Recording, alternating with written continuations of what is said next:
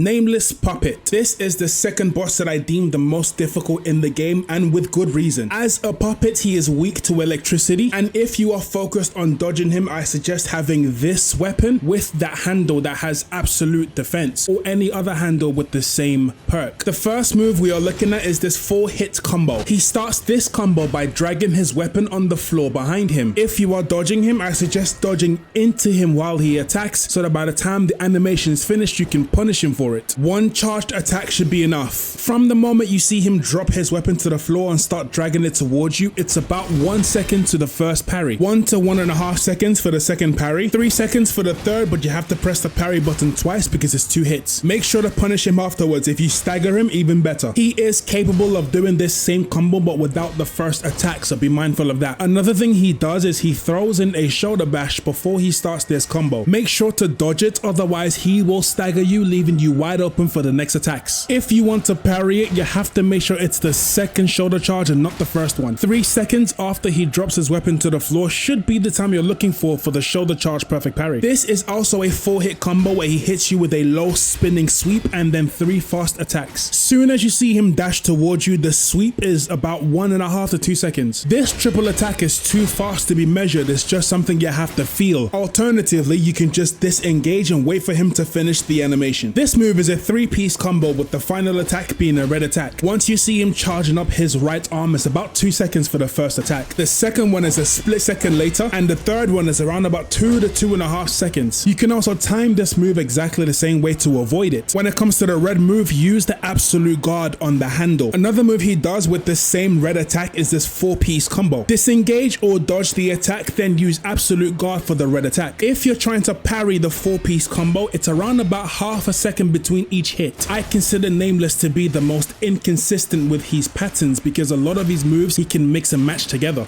It took me approximately 10 perfect parries to get the first white outline around his health bar. Once I saw it, I broke his posture, gave him another charge attack before going for the riposte. After the riposte, my Fable was full, so I used my Fable attack on him, doing considerable damage. And this character is level 1, so I can't imagine the damage you would do to him. It took an extra 9 perfect parries to get another white outline around his health bar. I believe it would have been 10, but he staggered. I did the exact same thing and phase 1 was completely done. I genuinely believe you as the viewer are probably very leveled up for the fight, so you can do considerably more damage to him, making phase 1 really friggin' easy. But he still has more moves to cover, so let's look at them real quick. Another move he has is this 5-hit combo, but sometimes he'll skip the first 2. They are pretty easily dodged and you can punish him afterwards. As I said earlier, he is very random with his moves, so right here he does the jump attack, but he finishes with the red attack. If you do want to parry the jump, it is 1 second after he jumps and then half a second for the next attack. With this move, he is just creating space between you and him, but he can still hit you. Other times, he'll just jump backwards like this. Quick note, he is invulnerable while jumping backwards like this, so he cannot be hit. If you do want to parry this attack, it is half a second after you see him crouch to try and hit you. He does sometimes follow up by running towards you and hitting you twice. It takes about 3 seconds from the run up to parry the first move. The second move is almost instantly, less than half a second. This next move is a double pirouette spin. You know he's going into the spin when he holds and charges his weapon like this. It's around about 2.5 seconds for the first hit and 1.5 to 2 seconds for the second one. Again, these measurements are not accurate, they are not pinpoint, and they are not precise. The point of these measurements is to give you a chance to be able to parry. The more you do it, the more accurate you will become, but these measurements give you a good head start. This move is an alternative of the one I just spoke about. The only difference is the second hit is a red attack. As I said before, Nameless is very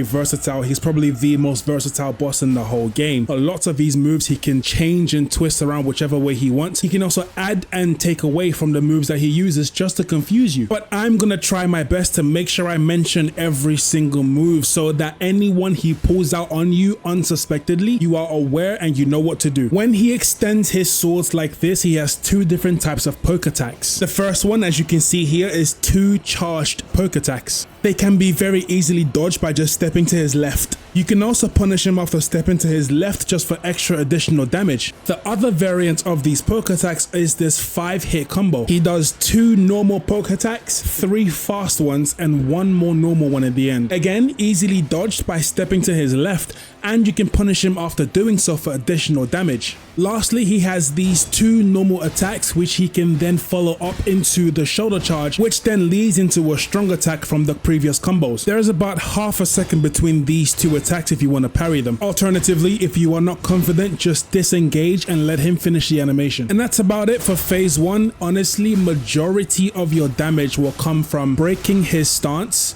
getting that charge attack in, then the riposte, then the Fable attack, then maybe one more charge attack if you can get it in. Just make sure to not be greedy and you should be alright. If you are dodge focused, try your best to either hit him with 1 attack or hit him with a charged attack every single time you can. Doing it this way might be a little bit more tedious, but it will definitely get you that posture break. And once you've got that posture break, this is exactly where the biggest amount of damage you could do to his health takes place. It's like a massive reward for being so patient and taking your time with him. As you can see, I did a chunk of damage here, and I believe you can do the same too. Just 1 charge attack, 1 normal attack here and there, and you will get his health down. Just a quick reminder, every single one of his red attacks can be dealt with the ultimate defense Fable. And one more thing, he does heal if he's far away from you enough and you let him. To stop him from healing, don't give him any space or breathing room.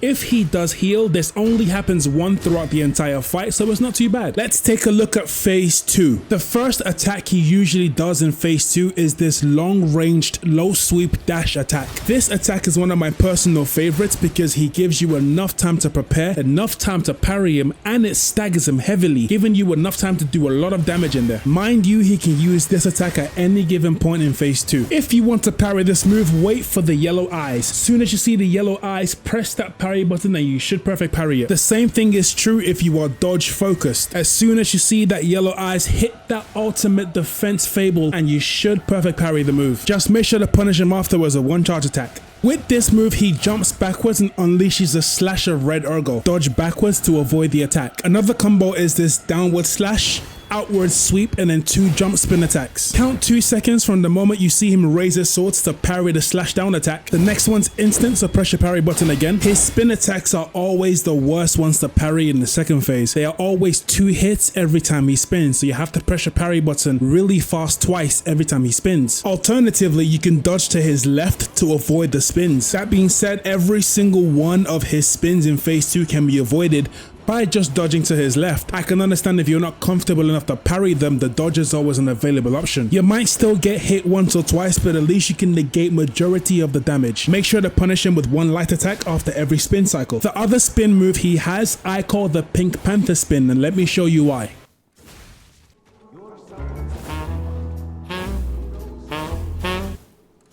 Honestly, I thought it was a pretty friggin' amazing thing that the devs did this. I'm not personally sure if they did it on purpose, but the fact that it matches perfectly well with the song is amazing. Now that you know that it matches perfectly with the Pink Panther song, you can use that to parry the move. Amazingly enough, every other spin attack can be parried with the Pink Panther theme song in mind. It is quite literally the same exact tempo. You can play the song in your head and use the beat to parry the moves. Or alternatively, you can keep dodging left to avoid the whole move. Hit him once to punish him afterwards. The next move we are looking at is this 4-hit combo. It's a left, right, downward spin and outward slash. Now this move is too fast to give you a rough parry timing estimate, but you can easily dodge it and punish him afterwards. With this attack, he pump fakes with a charged poke attack and then releases a stream of ergo afterwards.